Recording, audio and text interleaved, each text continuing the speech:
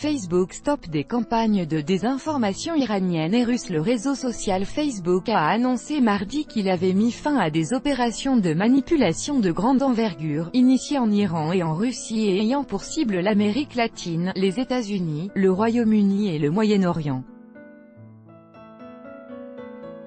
Certaines de ces activités étaient initiées d'Iran, d'autres de Russie. Il s'agissait de campagnes distinctes et nous n'avons identifié aucun lien ou coordination entre elles, souligne sur son blog Facebook, à qui il a été vivement reproché, notamment après la campagne électorale de 2016 aux États-Unis, de ne pas faire assez pour lutter contre ce genre d'abus.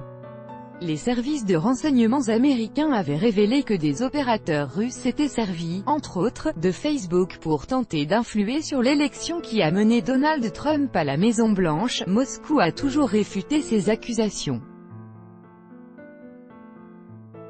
À l'approche des élections législatives de novembre aux États-Unis, les autorités ont indiqué que les opérations d'ingérence russe avaient repris de plus belle. Nous bannissons ce genre de comportement parce que nous voulons que les gens aient confiance dans les connexions qu'ils font sur Facebook, a souligné le réseau social tout en soulignant l'immensité de la tâche. C'est un défi permanent parce que les responsables de ces activités sont déterminés et disposent de moyens financiers importants. Le président de la commission du renseignement du Sénat, Richard Burr, a appelé à une union sacrée, dans un communiqué.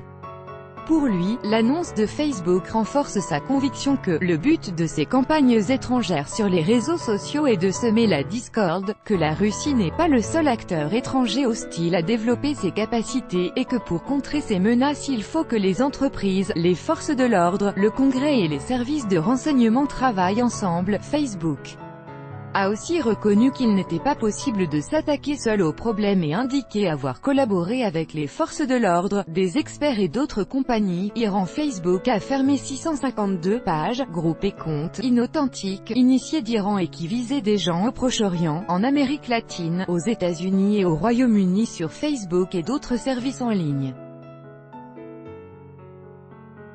Le réseau social a été alerté par une entreprise spécialisée dans la cybersécurité de l'existence de pages contrôlées par un groupe dénommé Liberty Front Press qui, selon Facebook, est lié à des médias d'État iraniens, dont notamment Press TV. Les premiers comptes Liberty Front Press ont été créés en 2013 et en 2017 et se sont concentrés sur les États-Unis et le Royaume-Uni sans jamais révéler leur lien avec l'État iranien, affirme Facebook, qui dit avoir partagé ces informations avec les autorités américaines et britanniques. Russie. Outre la fermeture des pages liées à l'Iran, Facebook a annoncé avoir continué à clore des pages qui peuvent être liées à des sources identifiées au préalable par le gouvernement américain comme pilotées par les services de renseignement militaires russes. Les contenus de ces pages désormais closes concernaient essentiellement l'Ukraine et la Syrie.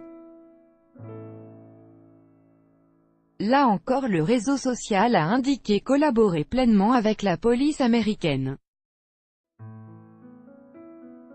L'annonce de cette nouvelle vague de fermeture de comptes inauthentiques, qui fait suite à une annonce similaire du groupe de Mark Zuckerberg le 31 juillet, intervient au lendemain de révélations du géant informatique Microsoft sur l'étendue des opérations d'ingérence du gouvernement russe aux États-Unis. Microsoft accuse des pirates informatiques russes au service du Kremlin d'avoir visé les sites internet de centres de réflexion conservateurs américains.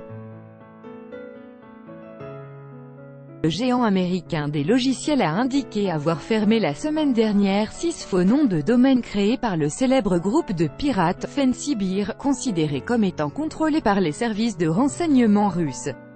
Si Facebook s'est lancé tous azimuts dans la lutte contre les fake news et les opérations de désinformation pour ne pas entamer plus avant la confiance des usagers, le groupe reconnaît qu'il existe toujours une tension entre éliminer rapidement ces acteurs nocifs et améliorer nos défenses sur le long terme. Tout droit de reproduction et de représentation réservé, copyright 2018, Agence France Presse.